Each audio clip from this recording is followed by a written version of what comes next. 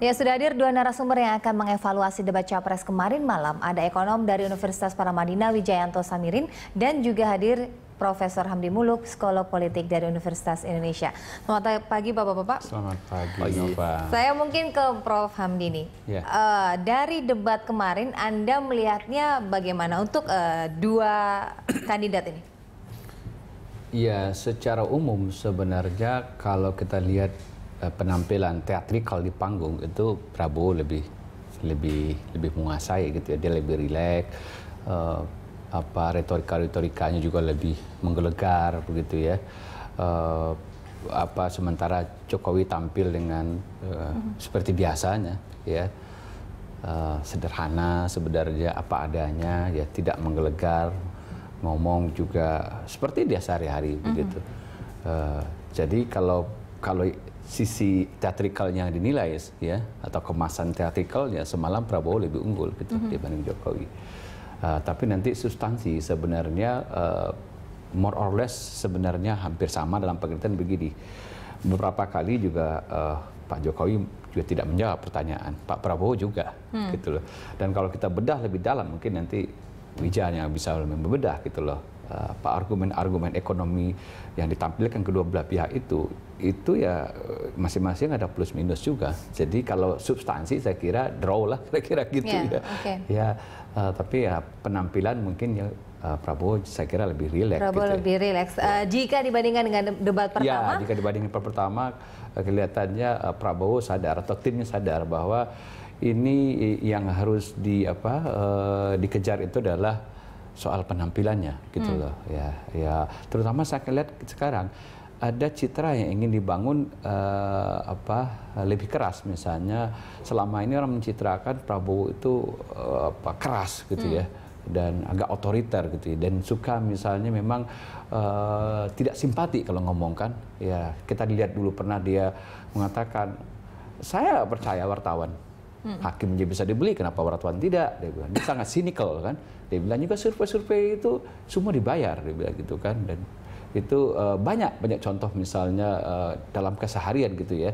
Itu Prabowo lebih cynical gitu, lebih sinis. Nah semalam itu ada adegan teatrikal yang mungkin saya membayangkan dari Indonesia tepuk-tepuk, terutama pendukungnya. Wah itu dia turun ke panggung, ya, menyalami. Pak Jokowi dan memuji, setuju dengan visi begitu ya. Jadi dia ingin mengatakan saya lebih ramah loh sekarang begitu kan. Nah, saya kira itu semalam cukup berhasil. Ya, gitu. cukup berhasil. Ya. Oke. Jika Pak Wijayanto sendiri, Anda melihatnya untuk debat yang kedua ini bagaimana? Saya pikir sepakat dengan Prof Hamdi gitu ya. Kita bisa pilah menjadi dua komponen. Yang pertama adalah packagingnya. Yang kedua adalah substansinya. Kalau kita berbicara packaging, memang di sini kelihatan Pak Prabowo lebih unggul, begitu ya, kelihatan lebih rileks begitu. Kemudian berbicara dengan intonasi yang lebih keras, itu penting sekali dalam debat seperti ini. Tetapi kalau kita bayangkan apa yang beliau keluarkan semalam, statement-statementnya itu ditulis, kemudian kita koreksi, begitu ya. Saya sebagai dosen akan memberikan nilai lebih kepada Pak Jokowi. Karena begini, ada banyak statement yang disampaikan oleh Pak Prabowo itu secara logika tidak masuk. Misalnya ketika beliau mengatakan kebocoran ekonomi di Indonesia itu 7.200 triliun, begitu ya. Angka ini pasti terlalu besar karena ukuran GDP kita hanya 9.000 triliun. Kemudian ketika beliau mengatakan angka yang dihitung oleh analisnya sekitar 1.040 triliun, begitu ya. Kita harus lihat APBN kita itu hanya 1.800. Artinya kebocoran 1.000 triliun itu berarti sesuatu yang sangat dominan begitu. Negara gagal kali ya. Jadi sangat exaggerating. Ya, kembali kalau kita ketik statement-statement beliau, pasti akan banyak kita temukan error begitu ya. Berarti maksud Anda yang lebih masuk logika begitu apa yang disampaikan oleh Jokowi begitu? Saya pikir begini. Beliau berdua itu berangkat dari sisi yang sangat kontras. Pak Jokowi itu saya nggak yakin dia pernah bermimpi menjadi wali kota Solo. Kemudian pernah bermimpi menjadi gubernur, pernah bermimpi menjadi presiden. Jadi beliau betul-betul menyampaikan apa adanya, sesuatu yang beliau alami, sesuatu yang dia amati. Nah dengan proses belajar seperti ini, kemungkinan untuk salah itu menjadi lebih kecil karena semuanya empiris, applied. Sementara Pak Prabowo itu berangkat dari barangkali sosok yang memang ingin menjadi pemimpin Indonesia. Kemudian kelemahan beliau tidak pernah memimpin di level praktis, begitu ya, mengelola kecamatan, kelurahan, kemudian mengelola provinsi dan lain sebagainya. Disinilah kadang-kadang konsep besar itu mempunyai gap dengan realita. Ini yang terjadi semalam. Jadi bisa dikatakan pengalaman lebih unggul begitu dibandingkan dengan hanya program-program saja yang belum ada basic pengalaman begitu menurut Anda? Saya pikir begini, titik tengahnya harusnya Pak Prabowo lebih menguasai applied-nya, sebaliknya Pak Jokowi harus lebih menguasai konsep besar. Begitu. Prof. Hamdi, ya, apakah sejalan dengan pikiran Pak Wijayanto? Betul. Jadi katakan aja semalam ini pertarungannya konkret. Bahkan dalam struktur membuat argumen pun dalam berlogika itu kelihatan dua dengan style yang berbeda, kognitif style yang berbeda ya. Prabowo mulai dengan gagasan-gagasan, ya, konseptual, bahkan dengan klaim-klaim yang besar. Saya setuju dengan Wijan tadi. Ketika Anda membuat klaim-klaim besar, ketika bukti-bukti empirisnya tidak mencukupi, klaim itu bisa jadi kosong. Dan itu kelihatan semalam gitulah, bahwa dia ingin menggugah orang dengan sebuah retorika besar begitu ya. Tapi kalau kita periksa secara detail, itu kemungkinan untuk salah dengan cara seperti itu lebih besar. Ya. Pak Jokowi memang hati-hati sekali. Dia hanya bicara hal-hal yang dia sudah implementasi, yang dia sudah yakini dengan pengalaman empirisnya, secara induktif dia munculkan itu, dan baru dia buat konklusinya. Jadi ini dua cara berpikir yang bertolak belakang kan ya. Nah, mungkin juga menurut saya ini menunjukkan selling point yang disadari masing-masing oleh kandidat untuk dia tampilkan. Jadi Prabowo karena tidak punya pengalaman empiris, selling point-nya adalah menawarkan konseptual, ya, konsep-konsep gitulah. Pak Jokowi ya karena kaya pengalaman empiris, dia pikir di situ selling point dia kan, dia tonjolkan itu dulu, baru dia simpulkan sebagai konklusi untuk menjawab pertanyaan dari panel, bukan dari moderator. Jadi kita lihat memang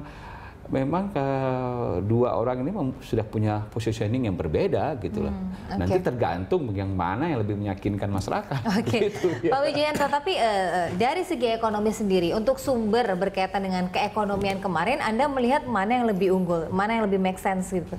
Saya membedah visi misi kedua beliau gitu ya, karena kita membicarakan negara yang sama. Masalah-masalah yang diungkap itu juga sama, masalah kemiskinan, masalah ketimpangan, pengangguran, daya saing, hampir sama. Yang berbeda adalah masalah strategi untuk mencapainya, kemudian masalah style dalam mengeksekusinya, begitu ya. Nah di sini kalau kita bandingkan, memang Pak Prabowo dalam visi misinya itu sangat optimistik. Misalnya GDP growth 10%. Pada saat yang bersamaan mengurangi hutang, kemudian pada saat yang bersamaan investasi lebih banyak dari domestik. Nah kembali kalau kita bedah secara mendalam, logikanya nggak masuk begitu. Nah Pak Jokowi di lain pihak ketika menyusun visi misi, kelihatan sekali bahwa basisnya adalah operasi di lapangan, mungkin tidak begitu, sehingga angka-angkanya lebih realistis begitu ya. Tetapi di mana-mana yang namanya visi, misi, kemudian debat seperti ini, termasuk di demokrasi yang sudah mature seperti Amerika, ini adalah show. Jadi politik itu kan panggung. Pilpres itu show. Debat capres itu adalah bagian terpenting dari show itu begitu. Jadi saya pikir apapun yang terjadi dalam debat semalam, ini pembelajaran yang luar biasa kepada rakyat, kepada demokrasi, dan juga kepada para capres. Tetapi banyak juga yang mengkritik jika Jokowi sampai saat ini concern kepada usaha mikro begitu, atau lebih ke yang kecil-kecil begitu, sementara Prabowo lebih ke yang makro begitu. Apakah Anda setuju dengan banyak kritikan seperti itu? Saya pikir itu kembali cara berpikir beliau berdua yang memang asalnya dari kontras yang satu dengan kontras yang lain. Jadi Pak Jokowi memang tumbuh dari bawah, begitu ya, bottom up. Pak Prabowo tumbuh dari atas, top down. Saya pikir ini nanti juga akan sangat mempengaruhi gaya kepemimpinan beliau. Kita lihat gaya kampanyenya pun sudah mulai kelihatan. Pak Prabowo itu top down, Jadi semua retorika yang disampaikan oleh tim sesnya itu lurus, garis lurus. Sementara Pak Jokowi itu bottom up. Semuanya dilakukan oleh sukarelawan-sukarelawan, sehingga kita lihat kalau di Twitter itu banyak sekali poster-poster kreatif yang lucu-lucu, yang ini nggak mungkin merupakan hasil kreasi dari sistem yang top down. Jadi memang ini saya pikir suatu konsistensi dengan bagaimana cara kedua capres berpikir dan kemungkinan cara beliau nanti memimpin di masa mendatang kalau terpilih. Oke, nanti mungkin setelah jeda ini nanti Prof. Hamdi bisa mengomentari jika Prabowo dikritik banyak sekali program-program yang diawang-awang begitu. Sementara untuk Jokowi dinilai siap tidak memimpin yang lebih besar, yakni negara, karena dia basicnya hanya menguasai untuk sebagai wali kota dan juga gubernur saat lagi. Tapi kita harus jeda pariwara. Tetap bersama kami pemirsa dalam Dialog.